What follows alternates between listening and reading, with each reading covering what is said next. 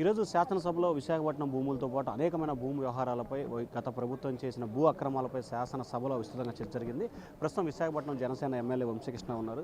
Sir ఏంటి sir విశాఖపట్నంలో జరిగిన భూములకి ఎటువంటి విచారణ జరగబోతుంది మీ కూటమి ప్రభుత్వం? ముఖ్యంగా విశాఖపట్నంలో గత ప్రభుత్వంలో ఎన్నో ల్యాండ్ స్కామ్స్ జరిగాయి.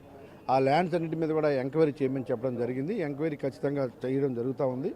ముఖ్యంగా 22ఏలో పెట్టడము, బెదిరించడం, భూములు తీసుకోవడం ఒకటైతే ఈ 22ఏలో పెట్టి విశాఖపట్నంలో మేజర్గా ఉన్నటువంటి జగదాంబ సెంటర్, వెంకటేశ్వర మెట్ట, మహారాణిపేట, రంగురీజి వీధి ఇవన్నీ కూడా 20లో పెట్టడం జరిగింది. వీటన్నింటినీ కూడా డిలీట్ చేయమని ఇవాళ మంత్రి గారికి ముఖ్యంగా ముఖ్యమంత్రి గారు కూడా తెలియజేయడం జరిగింది. కాబట్టి విశాఖపట్నంలో 20A నుంచి బయటికి రావడానికి ఒక అవకాశం వేదికగా ఇవాళ మేము అసెంబ్లీలో అందరం మాట్లాడాం.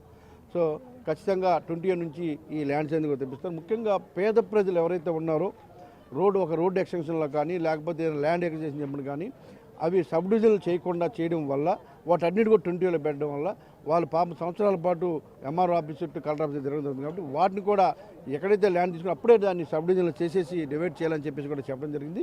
మంత్రి గారు దానికి సానుకూలంగా స్పందించి దాని మీద కఠిన చర్యలు తీసుకుంటే ఎవరైతే ఈ 20లో కారకులు ఉన్నారో వాటి అందరికి కూడా న్యాయం చేస్తాం, ఉద్దేశపూర్వకం చేసిన వాళ్ళందరికీ కూడా శిక్ష పడే విధంగా చేస్తామని అలా మంత్రి గారు సమాధానం చెప్పడం జరిగింది. సార్ ఎన్ని వేల ఎకరాలు, లక్షల ఎకరాలు ఈ 22ఏలో చేర్చినట్లు గతంలో ముఖ్యమంత్రి కూడా చెప్పడం జరిగింది. అసలు ఒక విశాఖపట్నంలోనే ఎన్ని వేల ఎకరాలు ఉన్నాయి, రాష్ట్ర వ్యాప్తంగా ఎన్ని వేల ఎకరాలు ఉన్నాయి? చాలా ఎక్కువ ల్యాండ్, ఎగ్జాక్ట్ ఫిగర్ నాకు కరెక్ట్గా ఐడియా లేదు కానీ చాలా ఎక్కువ ల్యాండ్స్. విశాఖపట్నం దాదాపు 3000 ఎకరాల దాకా 20లో పెట్టారని తెలుస్తూ ఉంది. ఎక్కడ ఎన్ని పెట్టారనే విషయాన్ని కూడా స్పష్టంగా మంత్రి గారి ద్వారా సమాధానం రాబోతుంది.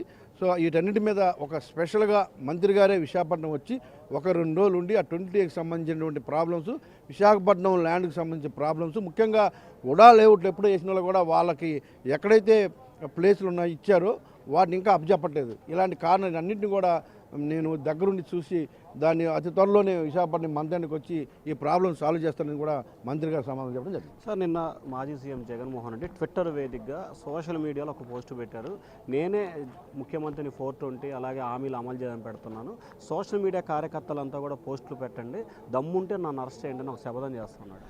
ఇవాళ జగన్మోహన్ రెడ్డి గారి పరిస్థితి ఎలాగైందంటే మీకు అందరికీ తెలుసు. ఆయన మనస్తత్వం మీద విరక్తి కలిగిన నాయకులందరూ, ఆయన మీద అసహించుకొని ఓట్లేసిన ప్రజలందరూ కూడా ఇంకా మార్పు రాదు, ఈయనతో ఉంటే మా జీవితాలు కూడా పాడైపోతాయని చెప్పేసి ఇవాళ ఇతర పార్టీలకు వెళ్ళడానికి రెడీ అవుతున్న తరుణంలో ఇలాంటి వేషాలు వేస్తూ ఉంటాడు. ఆయన వేషాలు ఎన్ని వేషాలు వేసినా కూడా నమ్మే పరిస్థితులు ఇవాళ ప్రజలు లేరు, నాయకులు కూడా, ఆయన వెనకుండే నాయకులు కూడా నమ్మే పరిస్థితులు లేరు.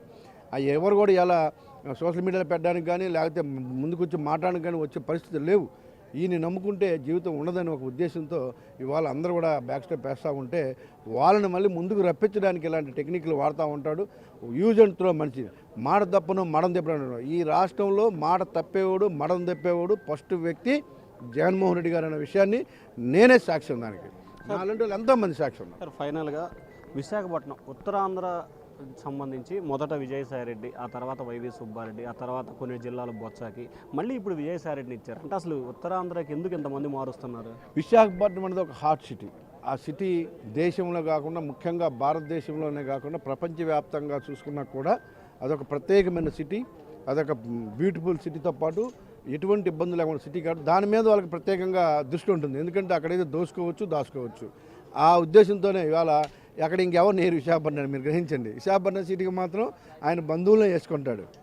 అది వేస్తే సుబ్బారెడ్డి లేకపోతే సాయిరెడ్డి, అది దోసుకోవడానికి కేవలం ఇంకెవరన్నా వస్తే బయటకు వస్తాయని చెప్పి కేవలం ఆ దోసుకునే కాన్సెప్ట్లోనే అందరినీ అక్కడే పెడతాడు. ఆయన ముఖ్యమంత్రి కాబట్టి నేనే ముఖ్యమంత్రి అనే ఫీల్ ఆయన ఇవాళ ఉన్నాడు. కాబట్టి మళ్ళీ వాళ్ళందరినీ వేసుకుని ఎవరిని వేసినా కూడా ఈసారి క్షమించేది, ప్రజల్లో తిరుగుబాటు వచ్చింది, ప్రజలే తన్నే పరిస్థితి ఆయన తెచ్చుకున్నాడు. సో ఇది మొత్తం మీద చూసుకుంటే విశాఖపట్నానికి సంబంధించి కూడా ఏదైతే భూములు 22Aకి సంబంధించి వేలాది ఎకరాలు పెట్టారు. ఒక సెంటర్ కాదు, జగదాంబ సెంటర్ కానీ, మిట్ట కానీ, ఇంకా చాలా సెంటర్లకు సంబంధించి భూములన్నీ కూడా 22Aలో పెట్టారు. వీటన్నిటిని విడుదల చేయమని చెప్పి ప్రస్తుతం అయితే అసెంబ్లీలో చర్చించామని చెప్పి వంశీకృష్ణ యాదవ్ చెప్తున్నారు. అలాగే విశాఖపట్నం ఉత్తరాంధ్ర జిల్లాలకు సంబంధించి ఎవరైతే దాచుకొని జగన్కి ఇస్తారో వారినే ఉత్తరాంధ్ర జిల్లాల ఇన్ఛార్జిగా జగన్మోహన్ రెడ్డి నియమిస్తారని చెప్పి కూడా వంశీకృష్ణ యాదవ్ అంటున్నారు. Voter studio.